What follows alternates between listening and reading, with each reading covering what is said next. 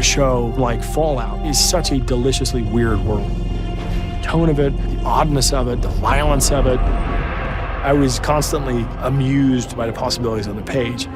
That's the only way I know how to do it, is to choose subject matter that I'm excited by.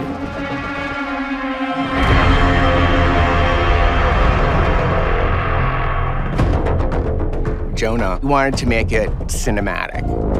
You know, we were going to shoot on film. We were shooting a lot of things on locations. It's like, so how do you transform the outside world into looking not only post-apocalyptic, but Fallout post-apocalyptic, which is a whole different thing. We built massive, beautiful sets in New York City, and then get on the road, get down to the Skeleton Coast in Namibia, out to the western wastes of Utah, in order to really make these things real. Amazing landscape of Namibia where it's whole suburban houses and Main Street, and then some of these weird giant buildings, actual post-apocalyptic, not digital. It was just like stunning. Jonathan Nolan, along with his brother Chris, have been people who've really stuck with film as a capture medium, which is, from my point of view as cinematographer, fantastic. The thing I like about film is the happy accidents. The photochemical negative does seem to have the ability to capture highlights in particular. It's very kind to the human face. In film, there are often little things that creep in that you're not aware of when you're shooting, and they can be subtle things like shifts of color or flares and highlights. They're not always a success, but when they are, they're magic.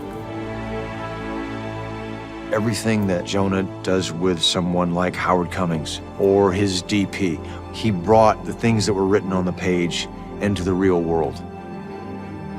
There's always a moment you sort of wake up and you think, God, why do we drag all these people around the world? And then you look out the window or you get out of the bus and you go, oh, this is why.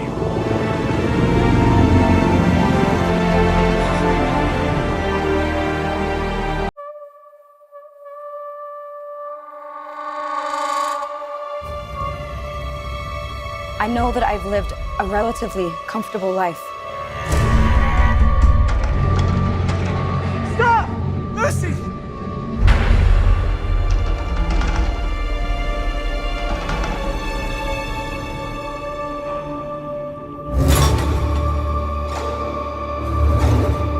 You need to go home.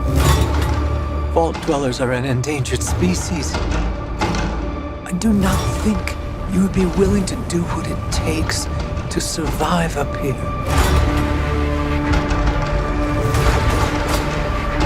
If you insist on staying, then you will have to adapt. Uh-huh.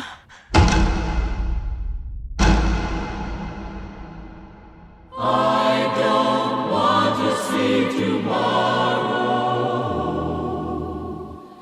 unless I see it with you. Tomorrow, so they say, will be a lovely day. A bright new sun will suddenly break through. But I don't want to see tomorrow unless I see it with you.